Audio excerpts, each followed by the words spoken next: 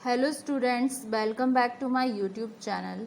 आज के वीडियो में हम बिजनेस लॉ में जो हमारा सब्जेक्ट है बीबीए फर्स्ट ईयर में फर्स्ट सेमेस्टर में उसका एक न्यू टॉपिक करने वाले हैं, ऑफर एंड एक्सेप्टेंस। प्रीवियस वाले वीडियोस में मैंने आपको इंडियन कॉन्ट्रैक्ट एक्ट और क्लासिफिकेशन ऑफ कॉन्ट्रैक्ट्स और एसेंशियल एलिमेंट्स ऑफ कॉन्ट्रैक्ट करवा चुकी हूँ। आज के वीडियो में हम नए टॉपिक को कंटिन्यू करेंगे जो कि है हमारा ऑफर एंड एक्सेप्टेंस। ठीक है, तो आइए सबसे पहले हम जानते हैं ऑफर क्या होता है, मीनिंग क्या होती है ऑफर की। ऑफर क्या होता है?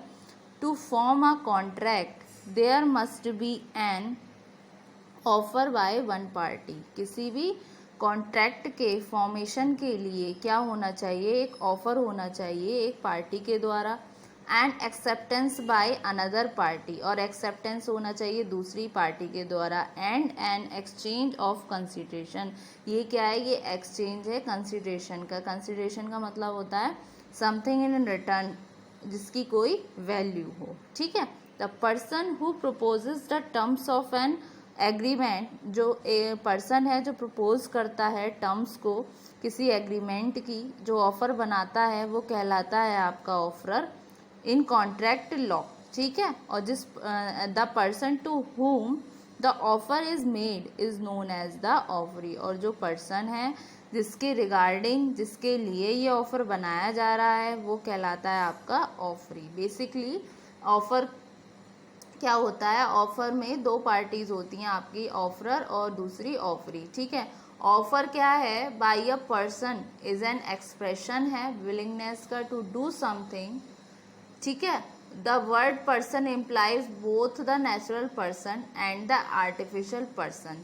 मतलब जो पर्सन है जो ऑफर बना रहा है वो ज़रूरी नहीं है कि वो कोई इंसान ही हो, मतलब कोई नेचुरल पर्सन भी हो, ये कोई आर्टिफिशियल पर्सन भी हो सकता है जैसे कि आपकी कंपनी। ठीक है, ये ऑफर जो मेड हो रहा है अनदर पर्सन के रिगार्डिंग वो इस व्यू में हो रहा है कि उसका पॉजिटिव रिस्पॉन्ड होता है इन टर्म्स ऑफ उसके एक्सेप्टेंस में। सिंपल वर्ड्स में कहें तो it can be understood as when a person shows his willingness, जहाँ पर कोई पर्सन अपनी इच्छा दिखाता है, ईगरनेस टू डू और to deny from doing anything, मतलब किसी काम को करने की तत्परता या उस काम को किसी भी काम को करने का डिनाई नकारना, टू एनी अदर पर्सन किसी दूसरे पर्सन के लिए, for obtaining his consent to such act he is said to make a proposal. ठीक है, ऑफर में क्या है? जैसे ए पर्सन और बी पर्सन दो पार्टीज हैं, एग्जाम्पल के लिए बता रही हूँ। तो ए ने बी को बोला कि A offers to sell his book to B. A क्या चाहता है? अपनी बुक बेचना बी के लिए फॉर ₹200। ठीक है, तो वो बोल रहा है, ए बोलता है बी को, I am willing to sell my book for ₹200, are you ready to buy? तो ये क्या हुआ? ये एक तरीके से क्लियर ऑफर है फ्रॉम ए टू बी। ठीक है, अब बी इस प्रपोजल को एक्सेप्ट कर लेता है तो वो बन जाएगा ऑफरी, और ए जो पर्सन उसको ऑफर कर रहा है वो होता है उसका ऑफरर। ठीक है, अब इसको आगे और डिस्कस करते हैं। पार्टीज, कितनी पार्टीज इन्वॉल्व होती हैं आपकी ऑफर में? पहली आती है ऑफरर। ऑफरर क्या हो गया? The person who is making an offer to other is called offerer. ठीक है, ऑफरी क्या होता है? The person to whom the offer has been made is called offeree और proposee. As per section 2 subsection c ये बोलता है when the offeree accepts the proposal। Offeree कौन हो गया? जो एक्सेप्टर है, जो प्रपोजल को एक्सेप्ट कर रहा है। Proposal by the offerer, offerer कौन है? जो ऑफर करता है। ठीक है, then he becomes the acceptor of that offer. ठीक है, ये तो हुए आपकी ऑफर की मीनिंग एंड डेफिनेशन। अब आते हैं कौन कौन से टाइप्स होते हैं आपके ऑफर के। ठीक है, तो वन बाई वन डिस्कस करते हैं टाइप्स को। तो फर्स्ट आता है आपका एक्सप्रेस ऑफर। एक्सप्रेस ऑफर क्या होता है आपका? ये it is an offer that is done through words. जैसे नाम से ही आपको पता चल रहा है, एक्सप्रेस करना अपनी फीलिंग्स को या अपनी जो मन में जो आपकी बात है उसको एक्सप्रेस करना through words that can be either oral और रिटन। ये मैंने आपको एक्सप्रेस कॉन्ट्रैक्ट भी बताया था, ठीक है, तो उसके थ्रू भी समझ आ गया होगा। ये एक्सप्रेस हो सकता है आपकी चाहे बोलकर ओरल थ्रू या फिर रिटन फॉर्म में। तो the oral offer can be made face to face और बाय टेलीफोन। जो ओरल ऑफर होते हैं वो चाहे तो फेस टू फेस भी हो सकते हैं या फिर फ़ोन पर भी हो सकते हैं, टेलीफोन पर, ठीक है। The written offer can be made by a text message. जो रिटन ऑफर होते हैं वो टेक्स्ट मैसेज के थ्रू भी हो सकते हैं, एडवर्टीजमेंट के भी थ्रू हो सकते हैं, और लेटर्स के थ्रू भी हो सकते हैं, और ईमेल्स के थ्रू भी हो सकते हैं। तो एक्सप्रेस ऑफर, जैसे कि एक्सप्रेस में बताया अपनी जो बात को दूसरे तक पहुंचाना, एक्सप्रेस करना, चाहे वो आपके रिटन फॉर्म में हो, ओरल फॉर्म में हो। रिटन फॉर्म में आ जाता है आपका टेक्स्ट मैसेजेस, ईमेल और बाय लेटर, और आपका ओरल फॉर्म में आता है बाय टेलीफोन, ठीक है, या फ़ोन, जो भी है, या फेस टू फेस, ठीक है। फिर आता है आपका इम्प्लाइड ऑफर। इम्प्लाइड ऑफर क्या होता है? It is an offer conveyed through acting और साइंस। ये किसके थ्रू हो रहा है? किसी चीज़ की एक्ट करने से या किसी साइन के करने से। कोई ऐसा साइन किया आपने जिससे दूसरे को वो बात आपकी समझ आ गई, बिना कुछ बोले, बिना कुछ कहे। But if a party observes a silence, जब कोई पार्टी ऑब्जर्व्स करती है साइलेंस को over the offer, then the offer can not be valid, ठीक है।